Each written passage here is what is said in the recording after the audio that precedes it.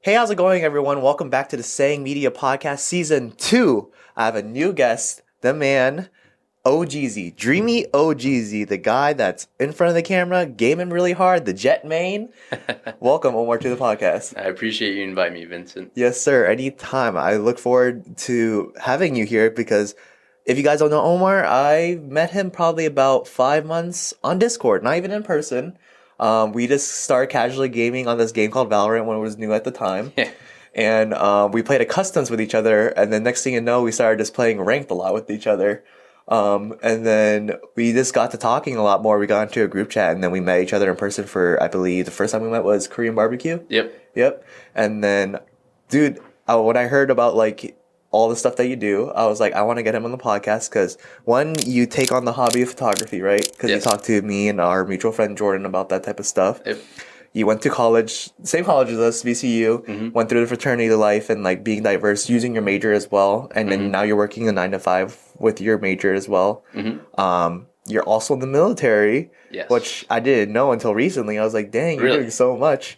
And we got some things to talk about because he was actually deployed to the Capitol when all that stuff was going down. Yeah. So I'm pretty sure you got some amazing stories to talk about. I got a lot to say about that. But I just wanted to bring you on here just to talk about basically you. Like, how is it like getting out of college, working that 9 to 5, and then like trying to pick up all these other things at the same time? Yeah, so I consider myself a Renaissance man, not to toot my own horn. I've been doing a lot ever since I've been a freshman in college. Yeah. So I, grew up just like everyone else in Northern Virginia. Decided I wanted to get out of the house. So of all the schools that I got accepted into, from GMU to JMU, I was actually even considering VMI. I decided to go to VCU. Why? Because my brother was there. And I was like, okay. I visited him once or twice while he was down here. He's a lot older than you and I, about 4 or 5 years older. So Okay. never in college when we were in college, but I got to visit him a few times while he was down there. Yeah. I really liked Richmond. So ultimately, when I got accepted, I was like, all right, this is the place I'm going to go to. Yeah. When I got down to Richmond, it's just like the floodgates opened in terms of what I wanted to do. Right? Yeah. So when I initially went to VCU, I was actually a nursing major. Really? Yeah. So okay. I did nursing for about 2 years. I got accepted into the program. I worked my ass off to get into that program because, as you know, and as anyone knows, nursing overall is just extremely competitive. Yeah.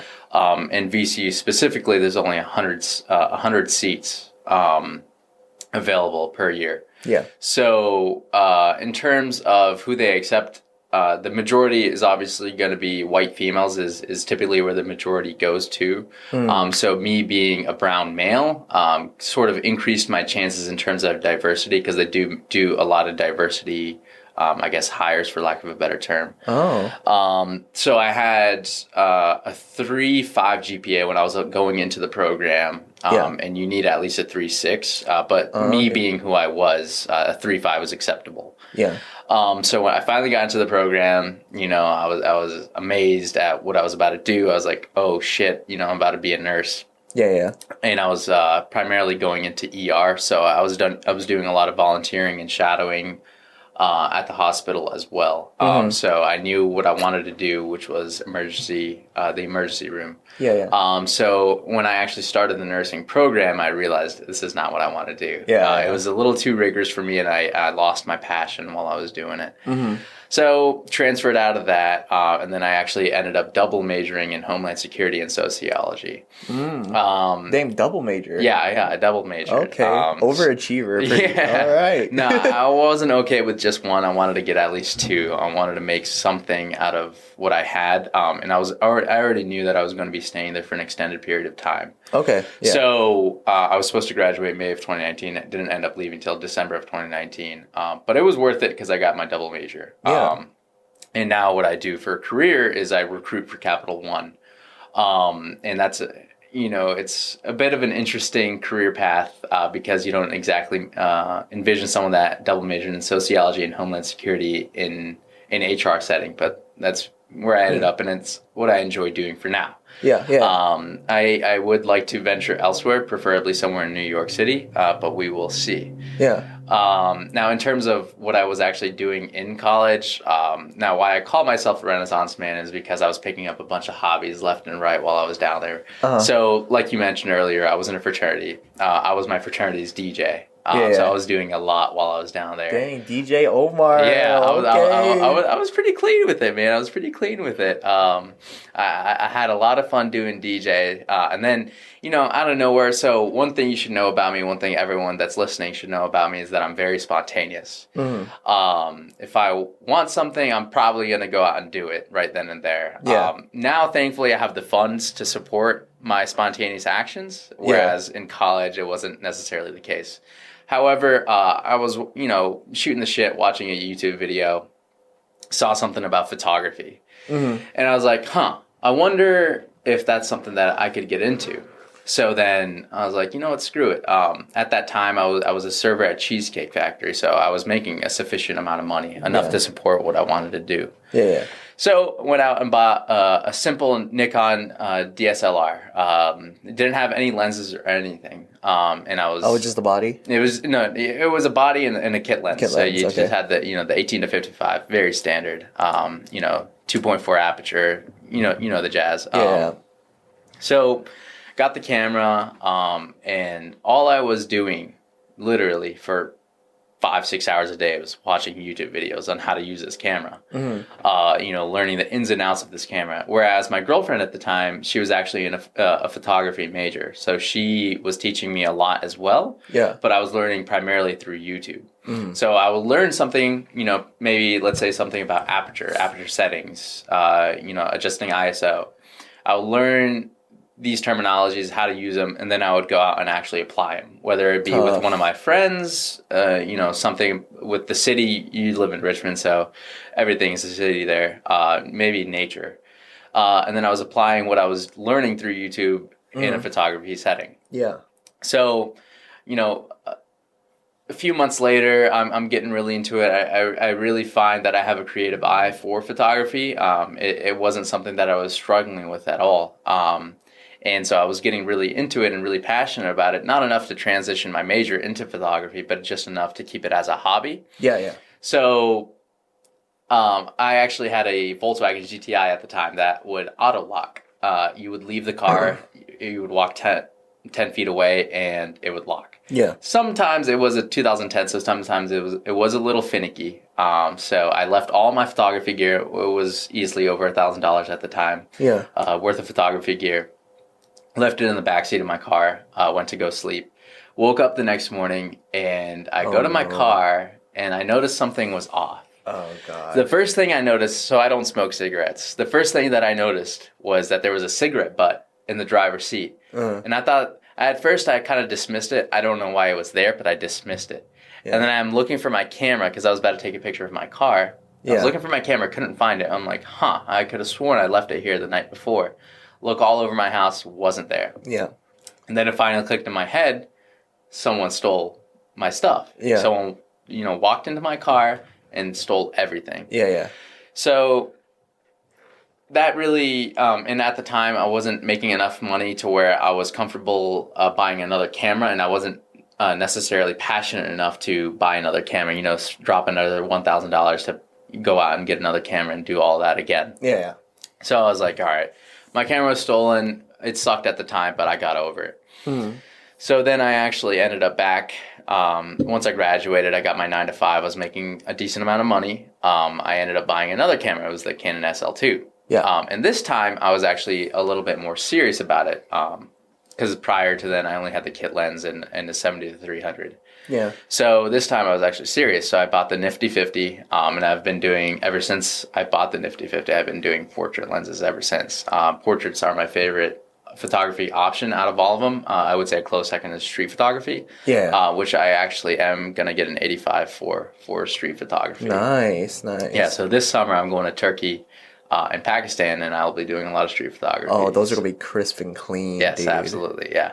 I don't know if I want to end up getting an 85 1.4. It is a lot more money than a 1.8. Yeah. So, because I do also want to get a 35 for some of those wide angle lenses or wide angle shots. Yeah. So, that's where I was in terms of photography. But one thing that no one knows about me, while I was in college, I was balancing 3 jobs and also doing full time. Really? Classes, yeah. So I was working close to 70 hours a week while I was in college, and that was honestly just because I like to classify myself as a workaholic. You know, I like to work a lot. I like to be doing things with my hands. I don't like to be lounging around all day. Yeah. When we're playing Valorant, it's a completely different story. Yeah. Oh no, that's a 9 to 5 right there. Yeah, absolutely. Yeah, but when I was in college, you know, I was balancing out my fraternity, my full-time jobs, and also my fraternity and full-time school. Yeah. So I was doing a lot. If anyone ever wanted to hang out with me, it was very rare that I was able to accommodate that. Why? Because I was just always extremely busy, primarily on the weekends. So I was working as a recruiter for a company called Snag-a-Job. We did a lot of things with grocery stores and selling our own products, hourly workers, things of that nature. Yeah. That was my Monday through Thursday, 9 to 5. On the weekends, and I was usually working about 35 hours Friday through Sunday at Cheesecake Factory, pulling double shifts, doing a lot of that nature. And it was the cheesecake and short pump. Yeah. So I was doing that as a server, which was funny that they hired me because the last time I was a server was when I was 15. So it had been, 5-6 years since I was a server. Yeah. And they require at least 1 to 2 years of serving experience. I only had the 1 year. Yeah. So I just applied to apply, and they were like, "Screw it, we're bringing you on." I was like, "Okay." Yeah. So it was a struggle to begin with working at Cheesecake, but it was ultimately one of the best jobs I ever had. Why? Because of the coworkers and friendships that I developed over there. Yeah. It was just a consistent 12-hour shit show of dealing with customers and making good money, and sometimes a good amount of times getting stiffed, getting $3 on a $60 tab or $15 on a $100 tab. So that happened quite a lot. But the velocity of the amount that you were serving was so frequent that you ended up making at least $200 per day. Per night. Yeah. So if you were working a double shift, which is, I usually worked Sunday doubles. So I was working 10 in the morning till 1 o'clock at night. Oh. 1 o'clock in the morning, right? Jeez. So I worked that shift, and I would at least make $300 to $400 a day. Yeah.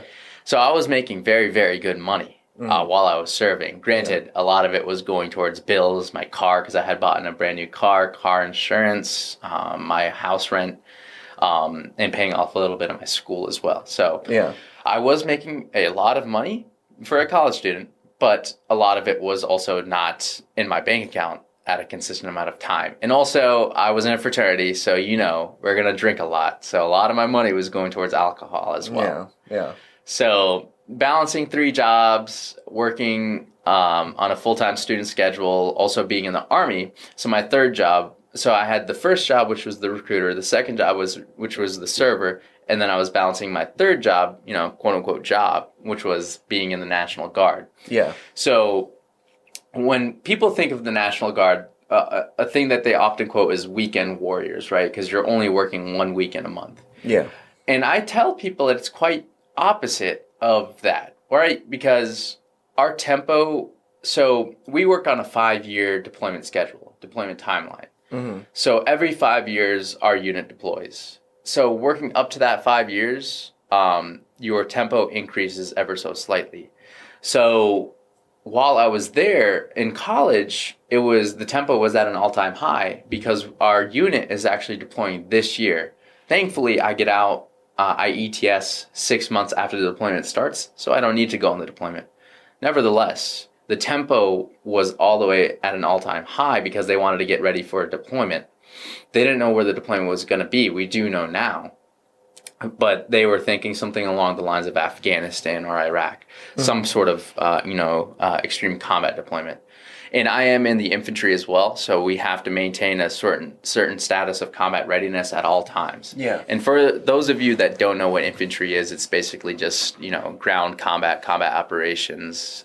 Basically, you just have to be a master at shooting, knowing how to shoot a weapon, knowing how to seize objectives on ground in country, things of that nature. It's very strenuous on the body, and you have to be very, very vigilant in terms of what you're doing, and also maintain a certain physical standard as well, right? You can't be 400 pounds and be an infantryman. Why? Because you're going to be running around in army plates with your rifle around everywhere. Yeah. So you have to have a discipline in physical standards. You have to be sharp with your weapon. We were qualing every month. We had to shoot at least once a month. They wanted us to be very sharp behind the weapon. So. People were saying weekend warriors. Well, I'm like, well, that's the complete opposite of what I was doing. Why? Because I was working at least 4 to 5 days a month, which, by the way, these 4 to 5 days that you're working out of the month, it doesn't seem like a lot, but when you're actually there working 24 hours per day for 5 days, it takes a lot out of you physically and mentally. So that I had that going on, and then I had all those jobs. I had school, and then finally I graduated, so I was able to quit the jobs. I was able to leave my fraternity behind. I still love everyone in my fraternity, and I'm still somewhat active in the fraternity, but I don't have any sort of obligations financially or any of that nature towards the fraternity. So it was a huge weight off my shoulders graduating college and going to my 9 to 5, where I know what I'm going to be doing every day. I know what my schedule is going to look like every day. And then, of course, you mix in the National Guard at least, a few days out of the month. But I have a more stable schedule now as compared to what I did in college. Yeah. So it's a lot more calm for me, things now, and I'm able to accommodate people. That's how you and I are able to go to Korean barbecue and drink those, tall beer towers. Yeah. Whereas in college, that wasn't necessarily so possible. But now it is. Yeah. Yeah. And it's kind of crazy that you explained all this, because I would have never known until you just explained your story right now. And that literally shows a lot of people that you have the capacity of putting the typical college grind, right? There's some people that don't get me wrong, everyone has their own challenges within college, right? Absolutely. But there's people that have the privilege, I guess I would say, to just go to college and just focus on college, right? Yeah, absolutely. They could just focus on the degree that they want to do, and they don't need to worry about working, or they're not really worried about going into any extracurricular activities. Maybe they just want to join those clubs, but just be a club member, right? Yeah. But there's people like you that worked 3 jobs, well, quote unquote 2 and a quote unquote job, but that is basically a job because you had to train yourself and make sure you're maintained the whole entire time, right?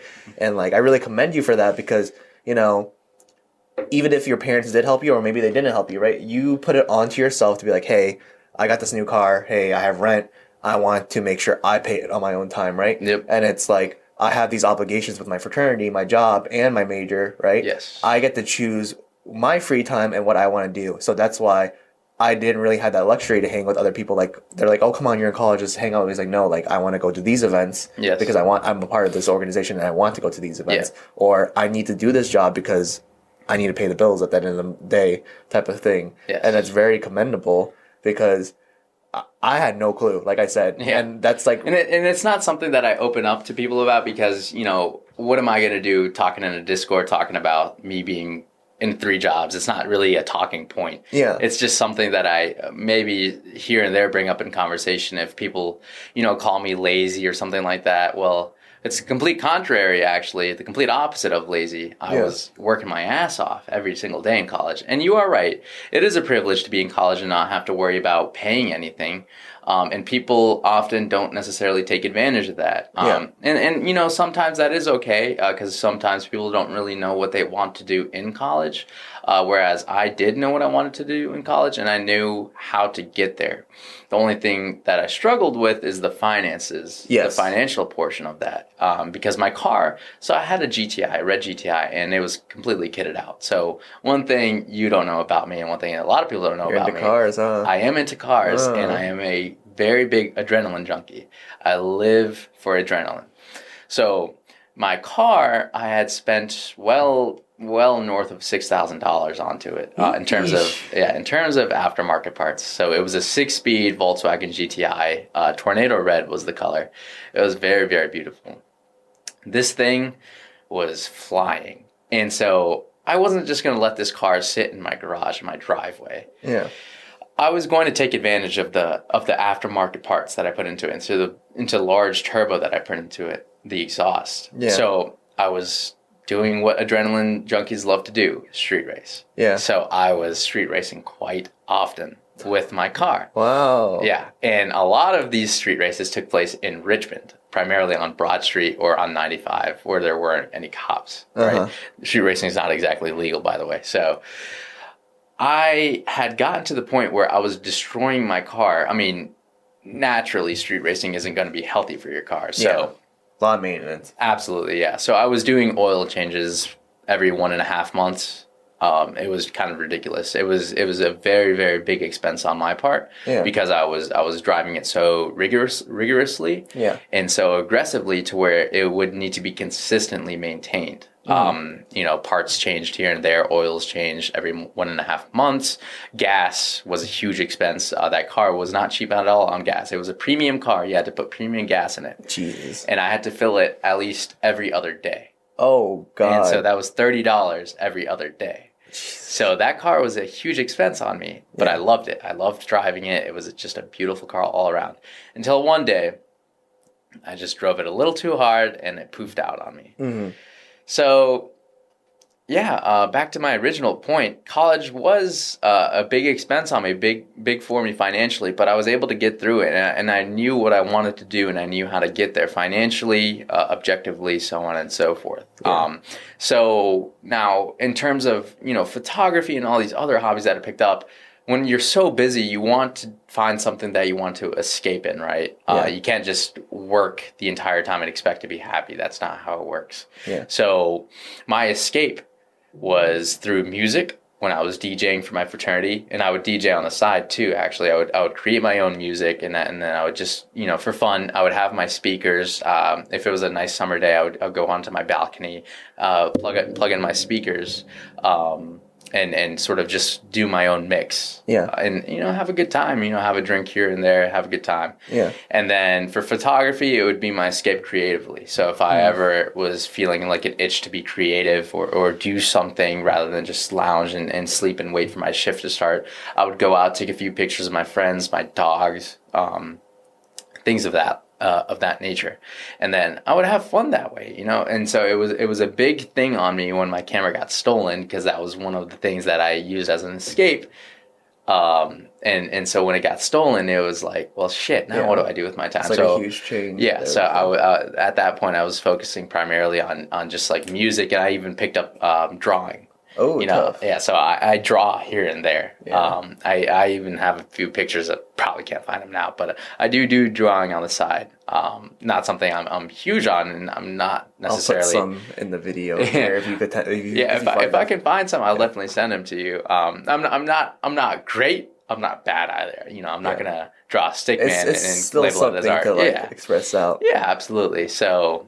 And another thing, what got me through college was my best friend. Her name is Amy Anderson, my absolute rock. I love that chick to death, and I try to talk to her at least, once or twice a week. We're both very busy people, so communication is not as effective as it possibly can be, but that's the life of being consistently busy. You're not going to be talking to him every day. You're not going to be FaceTiming him 4 hours a night. Yeah. That's just not reality. So.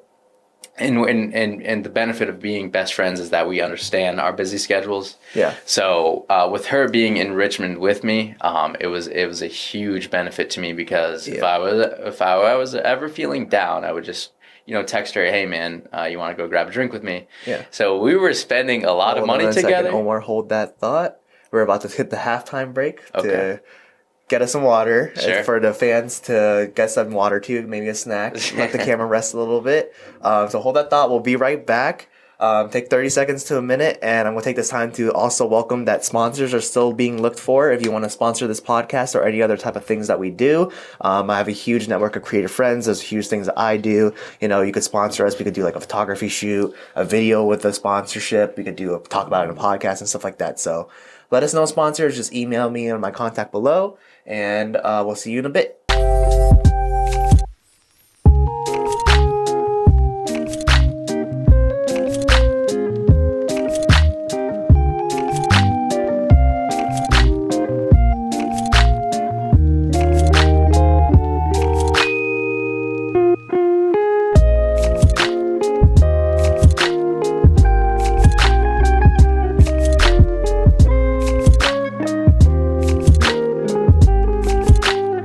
And we are back. Hope you got that water, that snack, brought another friend to listen to the podcast or something for these interesting stories.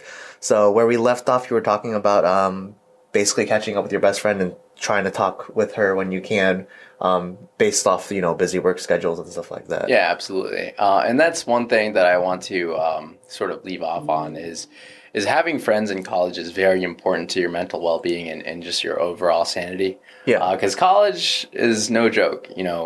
People pressure you to go into college. Some people don't even want to go to college. Yeah. Some people go into college not knowing what they want to do, which is, very, very more often, I guess, than you think is people going into these big colleges paying thousands of dollars and not knowing what they want to do. So having hobbies, having friends that you can rely on is a huge thing for your mental well-being, because college is very stressful. It's a lot on a person. You're grinding all these classes. You have to go to the library consistently to study all these classes. Yep. You have to make sure that your thousands of dollars are not going to waste. Yep. So by having all of these friends, it just, helps a little bit more towards your mental well-being and just overall ensuring you're successful in your endeavors. Yeah. And I completely agree with that. Like, all your stories that you just said, like, it kind of just brought college back to me and stuff like that. And everything you're saying is absolutely true. Like, for everyone, it's different, right? Like we said, because you were one of the workaholics, I would consider myself as one of the workaholics too, yes. Because before I went to VCU, right, I was working a job helping my dad with rent. Mm-hmm. And I was doing 15 credits of class at the time, and I was balancing a girlfriend at the time too that had her own job, and she didn't know how to drive yet, so I was driving her and stuff like that. And then transferring over is I'm not doing as much as I want anymore. So I dived myself into multiple organizations, took the leadership positions, and I ended up working again, even though I thought you were in fact, right? Yeah, I was in fact. I was in a fraternity at the time too. You were in a fraternity? I was in a fraternity. Social fraternity. I was in a social fraternity for about 2 years. At VCU? At VCU. Really? What fraternity? I was in SIGEP, and then... Oh, really? Yeah, and then wow. I left after a year and a half because I was trying to basically figure myself out and everything. Yeah. And how was that? It was really good. I really loved the brothers there. Like, I will always consider them brothers, and they were really understanding with me leaving and stuff like that. And correct me if I'm wrong, but SIGEP eventually disbanded, right, into PICAP. No. So SIGAP used to be one of the biggest fraternities on campus, and then a fallout happened basically where the older members didn't really care about the future anymore of the members. Interesting. So they got flagged from the report from another fraternity, and they basically had to disband and start anew. Oh, wow. Yeah, and then when I was joining at the time, we were kind of like the group that was trying to help regrow it at the time. I see, okay. And then I had some personal things going on, like I was diving more into my creative endeavors. I was taking on a lot at the same time where my GPA was not in the standards too, and they were understanding of that, like I could have worked my way back up and stuff like that, but also my financial things weren't there yet, right? Yeah, I got you. So I was like, I'm gonna take a step back, and I also want to focus on what I really want to do, which is creative stuff. So I was like, let me take a step back, but no matter what, that year and a half to 2 years of experience I had with them, I will never forget it. Mm-hmm. And then starting my new organization with a bunch of friends too. We started Blank at VCU. Okay. The dancing group. No, that's Blank Canvas. Oh, oops. So Blank is a creative organization that we made where basically we want to make sure you're able to collaborate with other creatives and make sure you feel like you're free and you don't feel like you're limited and you're alone in the creative realm. Because you know how VCU is a very... it's an art school, right? Yes. But there feels like there's like a standard where like the people who are just starting are scared of the people who are the quote unquote professionals. Yeah. Right. So we wanted to make it feel like a more welcoming, free environment type of Interesting. thing. Okay. So yeah, I was like, I could really relate with all what you were saying because it's true. You need your friends, right? You need that creative outlet. You need those different type of outlets because college is not easy. Like, don't listen to all the stereotypes and like all the what the adults say. It's like, oh, it's just college. Like, just go to school. Blah blah. Blah. You're still dealing with mental stress. You're still dealing with all those credits. All those teachers are putting assignments at the same time, final projects at the same time. Yes. While you're trying to balance social life, your family life, and the pressure of, like you said, oh shoot, I have all these loans to pay off and stuff like that. So yes, and that's one thing that people don't realize that are much older than us. The quote unquote boomers of the older generations. They don't realize the stresses that our generation faces now. Why? Because number one, college was vastly more inexpensive. It was in their times versus our times. Right? yes, So VCU on average per year goes up 15% in tuition per year, and you can look at the numbers. You know what my brother was paying back in 2011 versus what we were paying back in 2015, vastly different in terms of cost. And, cost of living and things of that nature. Not to mention, one of the biggest scams, in my personal opinion, is textbooks that they release new editions every single year, and you have to pay $300 for that new edition. Yeah. And all the professors are supporting only that new edition. They say don't get the old one, get the new one. So you have to drop $300. And those are the quote unquote like on the book professors, because you'll get the professors that'll be like, I recommend you get the new one, but if you get the old one, it's not going to make a difference. Type of thing. So these people that are forcing you to go to college, they don't realize, number one, how expensive it is. Number two, I guess they forget how stressful it was when they were there. But they didn't need to balance out jobs. They didn't need to do all these things to afford college, whereas we have to. If you get gypped out on FAFSA, on your financial aid, a lot of people don't want to rely on loans because those things will eat you. I know because I'm in one of those holes. Yeah. I took out a loan for $10,000, and that thing, if I didn't take care of it, was going to accrue and accrue and accrue. I was eventually going to have to pay $25,000 on a $10,000 loan, which is ridiculous. Yeah. That means you're paying $15,000 in interest and $10,000 only on principal. Makes no sense to me, but these people are for profit. They're here to make money. They don't care about you. They don't care about your well-being. They're here to make money. Yeah. So they don't care about the interest rates. People don't understand that. So my recommendation for people that often ask about college and things of that nature is to figure out, number one, what you want to get into. Don't go into college with an empty mind. Figure out something that you want to focus on, whether it be healthcare, whether it be IT, whether it be anything, creative, whatever it may be. Focus on that and stick to it. And if you don't want to stick to it, that's completely okay. People change. People's ideas change. I changed. I was nursing, and then I changed into Homeland Security. I thought I was going to be working for the government. That didn't end up happening. So people change, ideas change, but have some sort of idea of what you want to do prior to going into college. What you talked about, going to community college, I'm assuming at Nova? Yeah, went to Nova. Yeah, so go to community college. It's honestly they give you more money back. They give you a lot more money. You save a lot more money. You have a better idea of what you want to do.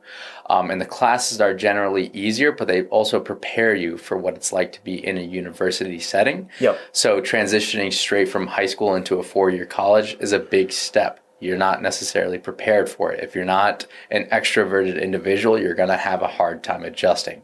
Thankfully, I am an extroverted individual, so I didn't have too hard of a time to adjust. There was a small adjustment period, transitioning from living with my parents, relying on my parents, to relying on myself. So it is an adjustment period, but I would recommend that you figure out what you want to do. Go to a community college if you have to. There's nothing wrong with it. People try to shame people that go to community college. There's absolutely nothing wrong with it. It's still college. You're still taking college credits and college classes that are going to ultimately transfer somewhere. So take your time, screw what everyone else has to say. Screw what the typical timeline is. I graduated in 5 years. Big whoop. People try to graduate in 4. I graduated in 5. Do I care? No. I still walked out with a job, and I'm making good money, so I'm happy with myself. Yeah, and everything is like you said. It's timing. Don't give a F about what other people say, Absolutely. basically. And like, exactly what he said. If you want to go to community college, go ahead. Like, if you need to think a little bit more, save a little bit more money before you go do gen ed, and then you transfer. Absolutely, and then if it's not for you, it's not for you, type of thing. And you could get your associates, save money, get more.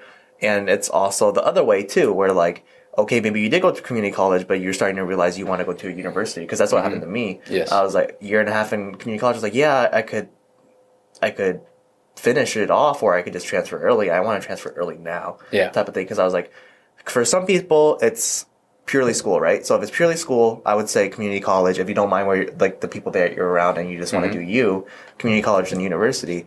But it also, what I like to say is, yes, obviously college is quote unquote a scam or a business, right? Yes. It's about, because that bachelor's degree is worth something, right? But since everyone's getting it, it's more of like a stepping stone, like a $20,000 stepping stone that you have to get, when you could just go straight out of high school and take multiple jobs, be debt free, and then work your way up with experience. But it's up to you. It's up to everyone. Like, everyone has a different path, right? Yes. And then one big thing that I take back from college, and I think you could probably say the same, is if it's not for your degree, it's for the connections. Absolutely. It's for the networking, and it's for maturing too, right? Because you went straight out of high school, right, to college. So that's a really big thing. That's why a lot of freshmen tend to go wild, right? Because it's like your first sense of freedom. But then you'll start learning your responsibilities. Like, oh, there's a rent bill. Oh, there's an electricity bill on top of that. Oh, there's a utility bill on top of that. Oh, there's a gas bill on top of that. Type of thing. Exactly. And it's like, oh.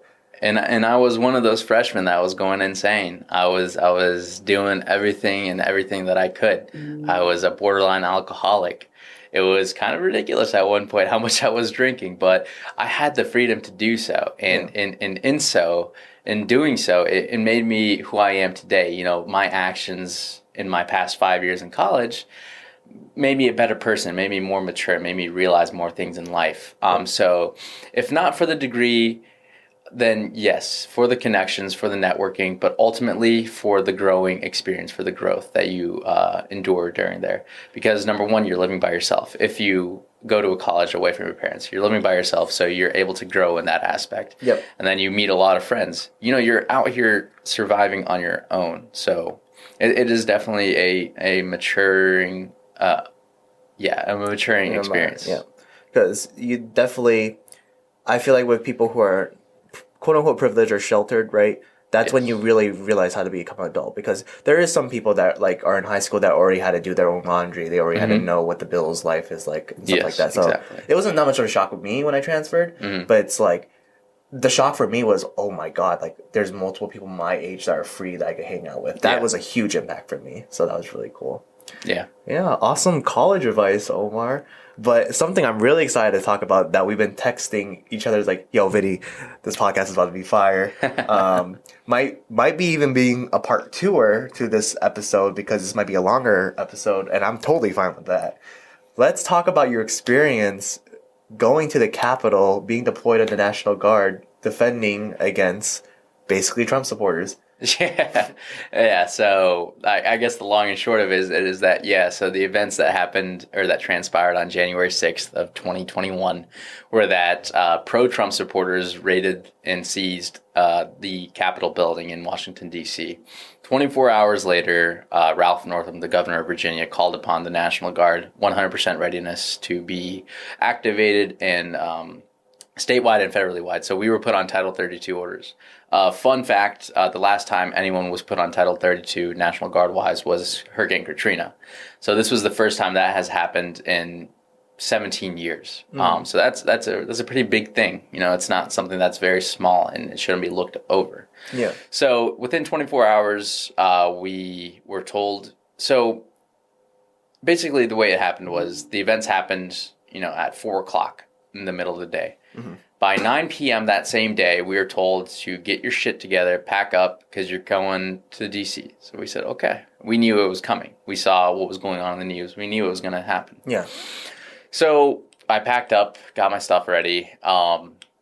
And then by 5 in the morning, I was out in my car to Charlottesville. So our armory, our base of operations, is out in Charlottesville, which is about 2.5 hours away so you from had to here. drive out Yes. there first. So we have to drive out to Charlottesville because they have to give you your gear. They have to issue a bunch of stuff. They have to issue your gas mask, your night vision, your rifle, your ammunition, so on and so forth. That won't happen in DC because of all the laws and regulations. That will happen in Charlottesville. So instead of driving directly to DC, I drive to Charlottesville, and then we get all of our gear issued. So that happened within the first 24 hours. By January 8th, we were on ground in DC and receiving our assignment, what we're going to be doing. So we hadn't even received our hotel accommodations. We didn't even know if we were going to receive hotels. We didn't know what anything was going on. So a pretty famous quote going into this is that we were the first to go and the last to know, which was very, very true. They threw us at everything, firstly.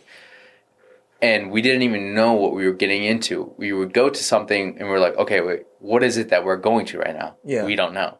And that was a very often reoccurring theme throughout my entire month there. So I was actually there for a month. So on January 6th at 9 p.m., they told us to pack for 3 days. Yeah. So we thought it was just going to be a simple mission, get in, show force, get out. No. We ended up being there for over 30 days, which in my mind is a little bit ridiculous. Because for the large majority of why we're there was a show of force. And for those of you that don't know what a show of force is, it's basically just an intimidation factor. Show us or show the world who's boss, who's running the show. So by having 8,000 to 9,000 troops with rifles, loaded rifles on ground, you're trying to send a message, and the message was indeed sent. Yeah. So I don't even remember where I left off. It was kind of where you went on ground and you were the last people to know because they just like go here. But so you're like, why? Yeah. So they're like, go here. Well, why? We don't know, but just go. Okay. So the largest part and the main priority of our mission and my unit was guarding the Capitol building. So for the first day or two while we were there, it was an extremely unique experience. Why? Because you're in the Capitol building. You're never going to get this opportunity again to float around in the Capitol building with a rifle, a loaded rifle. Never going to happen in my entire lifetime. I can guarantee you that. Although, who knows at this point. But so for the first 24 to 48 hours we were there, we were like, holy shit, this is amazing. Like, we are in the Capitol building where laws are put into place, where, congressmen and congresswomen and senators are just walking about with their daily lives. Mm-hmm. And so that's another thing, is that we saw congresswomen and congressmen and senators and Senate aides and all of these congressional staffers every single day. Every day we saw someone new. Unfortunately, I never got to meet AOC. That was a big goal of mine, but I never got to achieve that, unfortunately. Yeah. She was in New York for the majority of the time that we were in Washington, D.C. So unfortunately, I didn't get to meet her. We did get to meet several congressmen and congresswomen. We did get to meet Mark Warner, who is one of the senators for Virginia. Abigail Spanberger, she is Virginia District 5, I believe, which takes care of Henrico and Richmond. Didn't get to meet any of the congressional staff or congressional men or women of the Northern Virginia area. Mm-hmm. Unfortunately, they are pretty busy people, but we did get to see them. So that was a unique experience in that sense. We did become extremely jaded extremely quickly because of the hours and just the overall situation that we were being put through. So our main objective, like I said, was guarding the Capitol building. Now, to preface all of this, there was at least 5 miles of barriers guarding the Capitol and all of the National Mall. Yeah. No one was getting there even if they wanted to. You were not even coming within 15 miles with a gun. It was just simply not going to happen. You were going to get stopped by some sort of checkpoint, by some sort of federal agent that would notice you and stop you prior to you even coming within a 20 to 15 mile radius of the National Mall. Okay. Yeah. So they were destroying all threat prior to even happening. So we were all the way in the Capitol building, and my unit consists of about 70 people. So we were charged of just guarding a certain sector of the Capitol. So the Capitol is huge. Yeah. You know, and the surrounding areas are huge. So we would be, they would walk up to us like, all right, go guard here. Okay. For how long? We don't know. And so our typical shift would be anywhere from 2 a.m. to 2 p.m., although, you know, in the typical Army sense, it would never be solidified. Nothing in the Army was ever solidified. We didn't even have a solidified mission. We were just, they would tell us, okay, go swear in with the Secret Service. Okay. We would swear in with the Secret Service. Okay, go swear in with the Capitol Police now. Okay, we did that. Now what? So we would do all of these things and then guard certain sectors of the Capitol building, deal somewhat with protesters, nothing ever too crazy. Yeah. The craziest thing we had to do was, you know, shoo away a homeless person. Whatever, big whoop. It was our primary responsibility was just to look threatening, which I'm assuming we achieved because I was called a fascist multiple times by protesters. I was told to go get a life. I was told that I'm helping assist the inside job of the government to overthrow the current administration, which at that time was the Trump administration. Yeah. Didn't make any sense to me, but okay, whatever. So now the craziest part about what we were doing is that we were working 12 hours per day. So at that time, you know, after 3 or 4 days in, after working over 100 hours, we finally got our hotel rooms. Mm.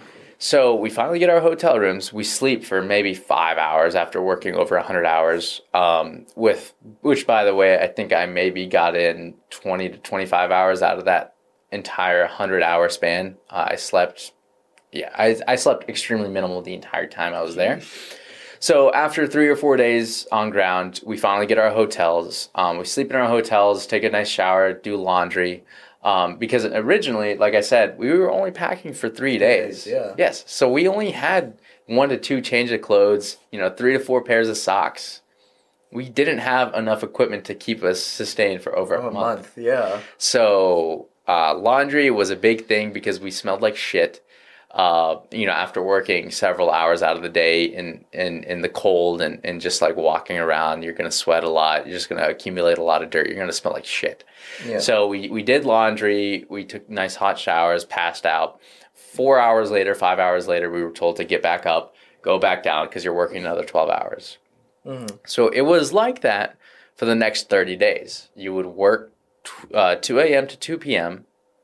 You would sleep from 5 p.m. to 10 p.m., be back down in the hotel lobby at 10:30, be on the bus at 11:30 to start again at 2 in the morning. Yeah. And it was like that every single day. Jesus, grinding. Yes. And so there was 3 times we were told we would have 2 days off or a day off.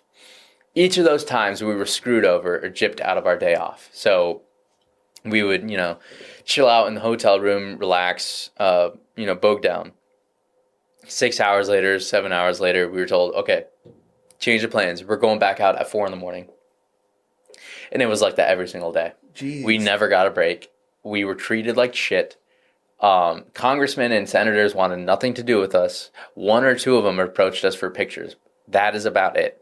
For the majority of the time, they avoided us. They didn't want to speak to us. They didn't want us in the Capitol building, which is another thing. If you guys were following the news, you would see that we were kicked out of the Capitol and put into garages. That was a big thing. Why? Because garages are concrete. It's cold. It was not hot. There was a lot of just overall bullshit that was going on. So being kicked out of the Capitol building to be put into the Senate parking garage was, just sort of like the icing on the cake. And I'm so very glad to the media that was there to capture it all. Because when we first got on ground, we were sleeping on marble floors.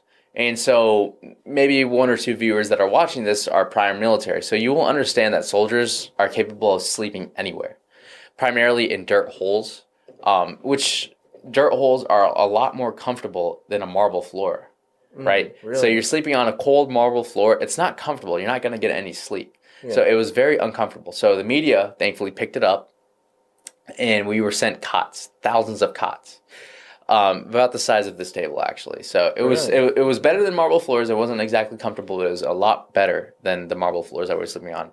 So we got to those marble floors for or we got off the marble floors for however long, and then bam, another thing happens. Oh, you're getting kicked out? Why? We don't know. Just leave.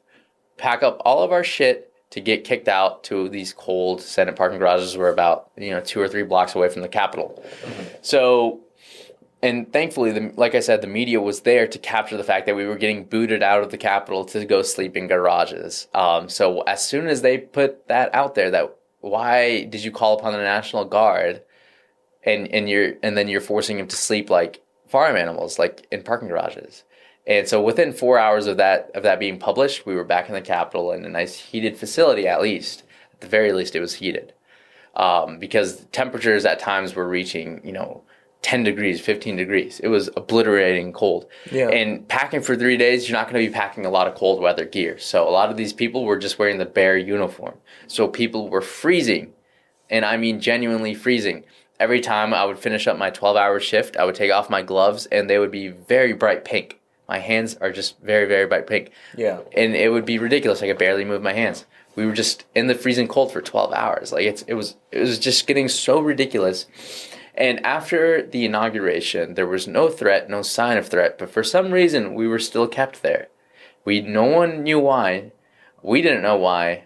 Our leadership didn't know why, but for some reason we still had to work those 12 to 24-hour shifts in those stupid conditions, dealing with stupid people. So overall, the entire 30-day span that we were there was just... Oh, we are going to take a small break. Camera overheated for a bit, so we will be back. So my friend and I actually did the math. We were working 126 hours a week, and we were getting paid $2.50 per hour. Jeez, man. Yeah, so to put everything into perspective, working almost 130 hours a week, getting only $2.50 an hour, working, just nonstop, getting practically no sleep, barely going to the hotel that you were assigned to. It just all meshed together to be very, very shitty. And it doesn't necessarily make sense, right? Because we were asked to be put out there essentially on a favor. Like, they're like, hey, can you please help us out? Nancy Pelosi and Chuck Schumer, the Senate Majority Leader, were begging for the National Guard assistance when the events occurred on January 6th. Well, they got their assistance.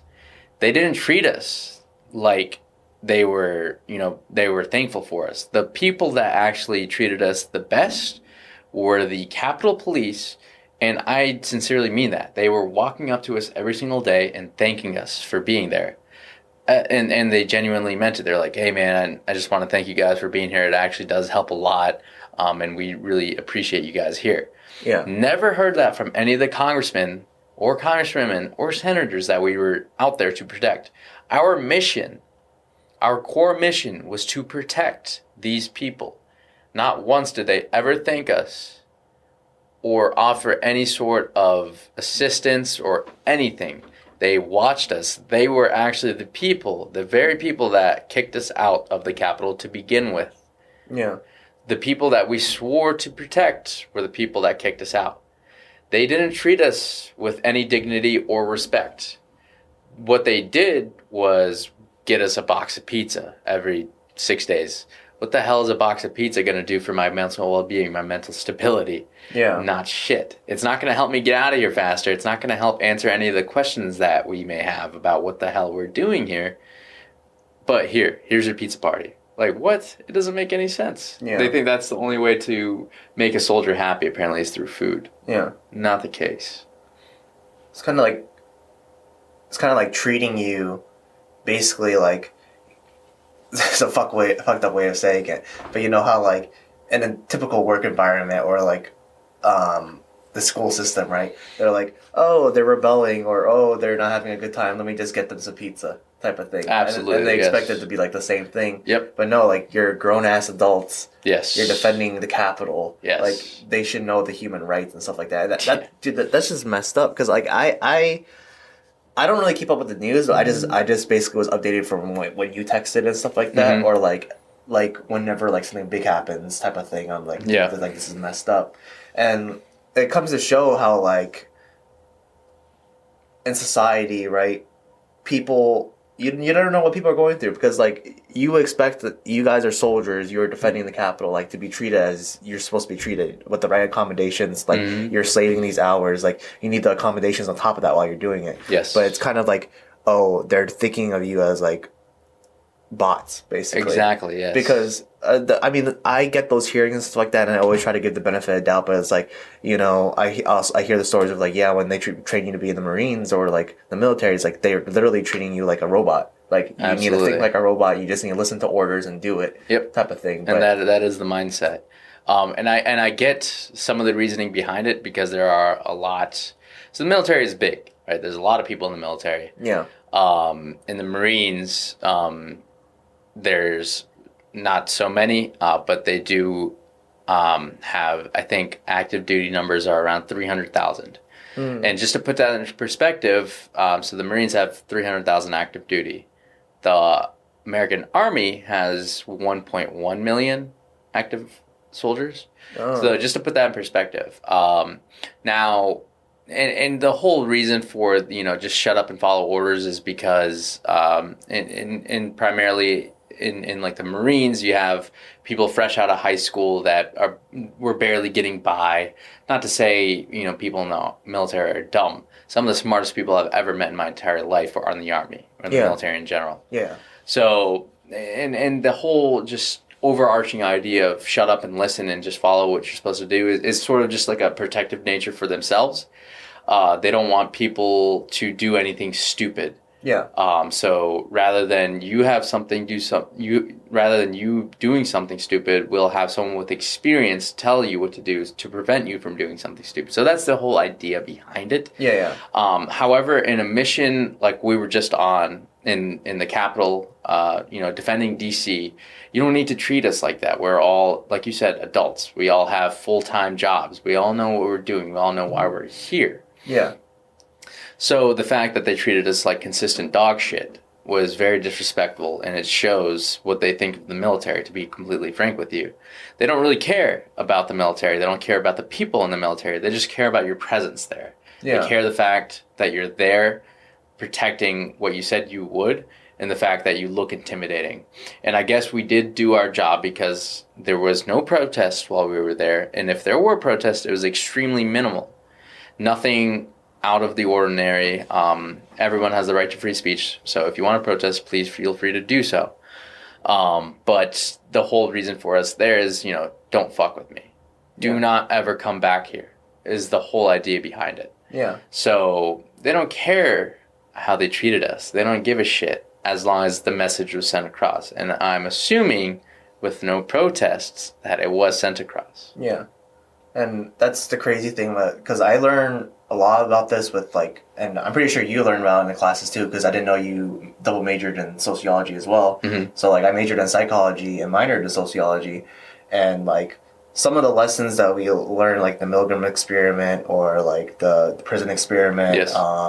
The shock experiment and stuff like that, is like, mm-hmm. I keep on thinking of that with like what you guys went through, right? It's like, it's to kind of like just serve a purpose, and then there's like a hierarchy of power type of thing. I'm like, all right, like you're just here to do your job, so just do your job. Like there's mm-hmm. there's no point in me praising you because you're supposed to be doing this anyways. Right. But it's kind of like that's taking rid of like the human feeling of like, yo, like I have, like, sure, I did put it in my time to enlist to do these type of stuff, but like this is still my time. I'm still putting my body, I'm putting my mental state, and taking the time out of my day to make sure you're safe at mm-hmm. the end of the day. Absolutely. So now the one thing about being in the Army and doing all the things that I've done is that it has taken a toll on my body, mentally and physically, primarily physically.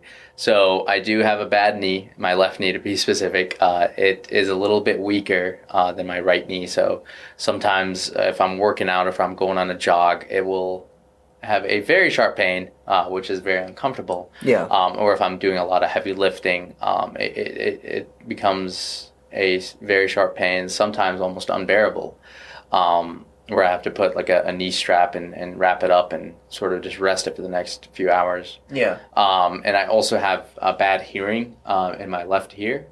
So every year in the National Guard, we do our physical assessment of your physical capabilities. Yeah. And so since I've been in for 5.5 years, almost 6 years at this point, I'm able to see where I was when I first enlisted back in 2015 or 2014 to where I am now. And I can just see, especially in my hearing, a gradual decline in my hearing, especially in my left ear. Yeah. And are you familiar with tinnitus? Like the constant ringing in your ears? Yes. So I do have tinnitus, unfortunately. And it comes here and there. Primarily when I'm in like a loud setting, in like concerts, it'll just happen. So I have to wear hearing protections if I'm going to concerts and things like that. So I did have an unfortunate amount of physical detriment, I guess, to my body. And it's gonna gradually grow worse as I continue my career in the Army. But thankfully, I am out in about a year now. So tough. Yeah. Wow. Crazy, dude. Wow. Is there anything else that you want to say? Because I wouldn't expect all that to have happened, and I'm just like, thank you for your service and thank you for defending the Capitol. And because I thought they were going to get you guys out, honestly, after Joe Biden was inaugurated. No, people are still there. People will continue to be there until June. Until June? Yes. Dang. Because I thought it would be set after that, like maybe a week after he got inaugurated. That's what we thought too, but no. That's crazy. No, not at all. I'm glad that you're back. I am glad to be doing back. Your own thing.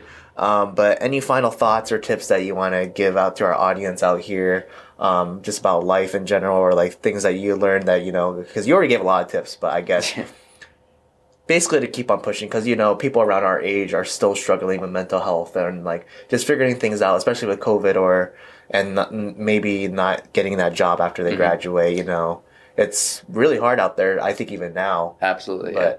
The one thing I do want to say about mental health is that it may seem like everyone that and even yourself has some sort of mental disability or depression.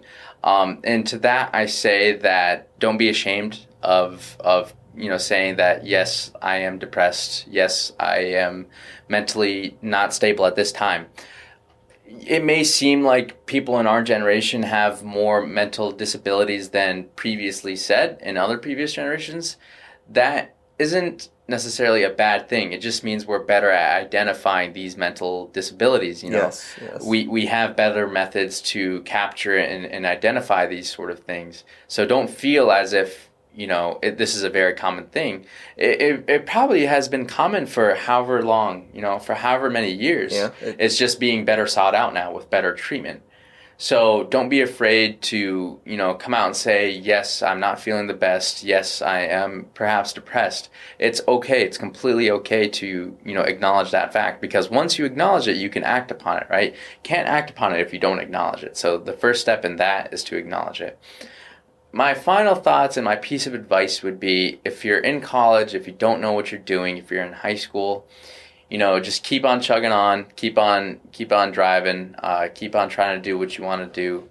Don't ever worry about money. Yes, money is a big thing, but don't ever let it affect what you truly want to do in this world. Because why? If you're seeking after jobs that are paying the big bucks, but it's not necessarily what you want to do, you will never truly be happy with what you're doing. You will always try to seek something else to make you happy, whether it be something on the creative side, maybe a completely new career that tries to pay the same. But my point being is just go for things that make you happy. The money will come eventually. Yeah. Just, keep on doing what you got to do. To keep happy. The most important thing in this world is time, which we don't ever have enough of. We're sitting here doing this podcast. We're never going to get that time back. So, take value in the time that you're spending with people. Be mindful with who you're spending it with. Yep. Time is the most valuable currency in this world. So. Yep. And all those advice, I have to say the same thing. All very fucking spot on. Love it, OGZ. Thank you for being here again. Please plug your socials for all the people out there. Ladies, he's single. I'll put it down in the link below, and as soon as he shouts it out, I'll put it right here in the edit. All right, yeah, so I got Everything is practically the same. My Instagram, my Twitter is just my first and last name, Omar Gelani. You can find me on Tinder.